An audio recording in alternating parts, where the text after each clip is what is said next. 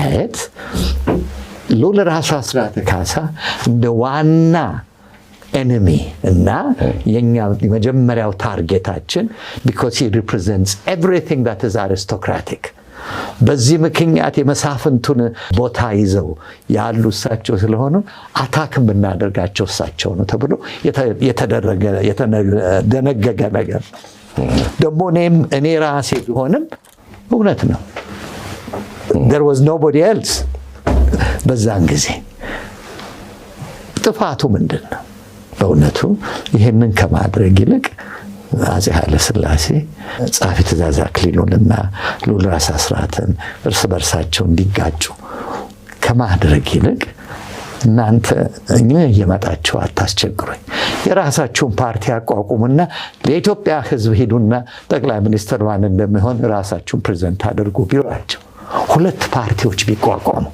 let's call it አሪስቶክራቲክ እና ኮንሰርቫቲቭ እና ሊበራል የሆነ ፓርቲ ወይንም ሶሻል ዴሞክራቲክ የሆነ ፓርቲ ቢቋቋም እውነተኛ ዲሞክራሲ ኢትዮጵያ ውስጥ መመስረት ይቻላል ነገር ግን የንጉሠ ነገሥቱ ዋና አስተሳሰብ ከፋፍለህ ግዛው እንደመሆኑ እነዚህ ሁለት ሰዎች አንድ ከሆኑ እኔ የት ደርሳለሁ አስራትና አክሊሉ አንድ ከሆኑ እኔ የት ደርሳለሁ የሚባል ነገር ስላለ ይሄ መሆን ነበረበት እና የኔ ወንድም የኛ ትልቁ ፕሮብሌም አንድ ነገር አለማወቃችን ነው ይሄም ኢትዮጵያ ውስጥ እስከ 1974 ዓመት ድረስ በፈረንጆች አቆጣጠር የነበረ የፊውዳል ሲስተም ነው እንላለን የምን ፊውዳሊዝም ኢትዮጵያ ውስጥ ነበር ነገር ግን መቼ ሞተ ፊውዳሊዝም በፖለቲካል ሴንስ በኢኮኖሚ መለስበታል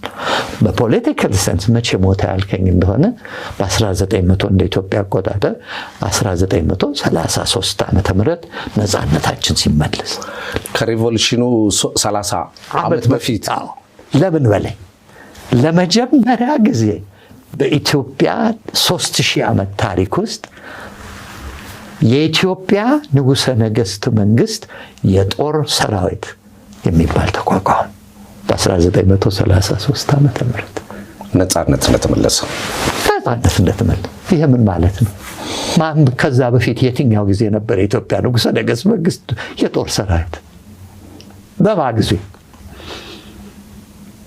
አድዋን ነው የራስ መኮንን ጦር የንጉሥ ሚካኤል ጦር የራስ መኮንን ጦር እየተባለ ነው አድዋንም እንተው ማይጨውን ሄድ የኔ አያት ልዑል ራስ ካሳ 120,000 የራሳቸው ወታደር የጎላ ሰራዊት በሙሉ ይዘው ነው ሄዱት ራስ ስዩም 90,000 የሚሆን የትግራይ ሰራዊት አፄ ኃይለ ሥላሴ ስንት ሰራዊት ነው ይዘው ሄዱት 20,000 ክቡር ዘበኛ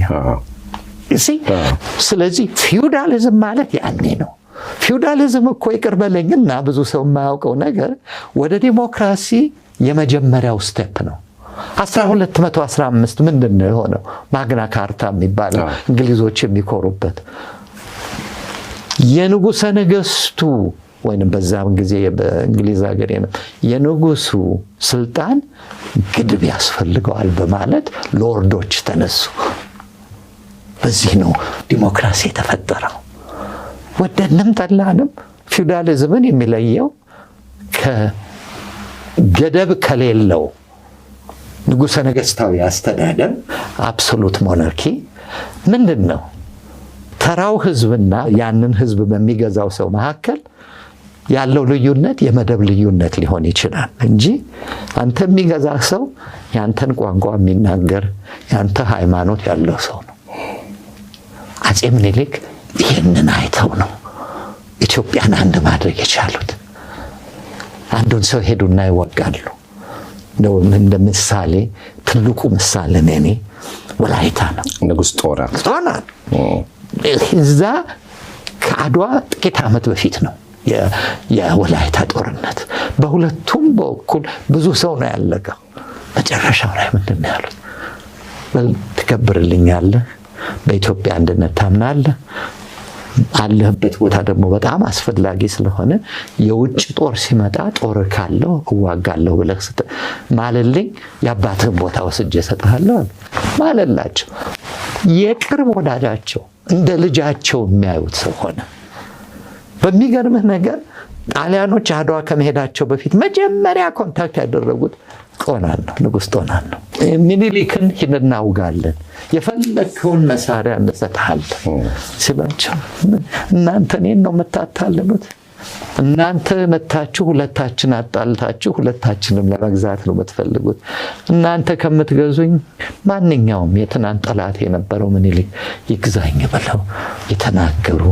ከዛ በኋላ 40 ሺህ ጦር ይዘው መጥተው አብሬዎት ልከተሎት ሲሏቸው የለም ያለህበት ቦታ አስፈላጊ ነው ባለህበት ርጋ ብለው የደቡቡን አደራ ለሳቸው ሰጥተው የሄዱት። ይህንን የምናገረው ፊውዳሊዝምን በመውደድ አይደለም። አንደኛ የቃላት ነገር ነው። ተማሪዎች ያንን የፊውዳል መንግስት ለማውረድ ነው የተነሳ ነው የሚሉት ራሳቸውን ነው የሚያታልሉት።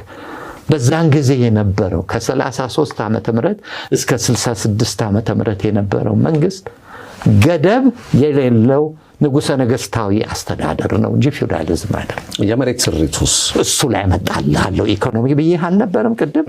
በኢኮኖሚ ደፍነትሊ ፊውዳል ነው። በፊውዳል በዛ አምናለሁ። ምክንያቱም 90% ኢትዮጵያ ውስጥ የነበረው መሬት በንጉሳውያን ቤተሰብ በአሪስቶክራሲው እና በቤተ ክርስቲያን የተያዘ ነው። በዛ ትክክል አለው። በፖለቲካል ሴንስ ግን ግድብ የሌለው የንጉሠ ነገሥታዊ አስተዳደር ነው። ይሄም ማለት አብሶሉት ሞናርኪ። በዚህ ምክንያት ነው ለንጉሠ ነገሥቱ ጠቀባቸው። ምክንያቱም ተማሪው ምኑንም የማያውቀው ሄዶ ይሄ ፊውዳል መንግስት ፐርሃፕስ ንጉሠ ነገሥቱም የሚፈልጉት ያንን ይሆናል። ተማሪዎቹ ሊደርስ የነበሩ የነገሩኝን ልንገር። ስለ አንተ አባት የሚጣሉትን ወረቀቶች በአዲስ አበባ ያኔ ብዙ ወረቀት ይጣላል ነበር የሚበተን። ነጭ ለባሾች ነበሩ የሚሰጡ።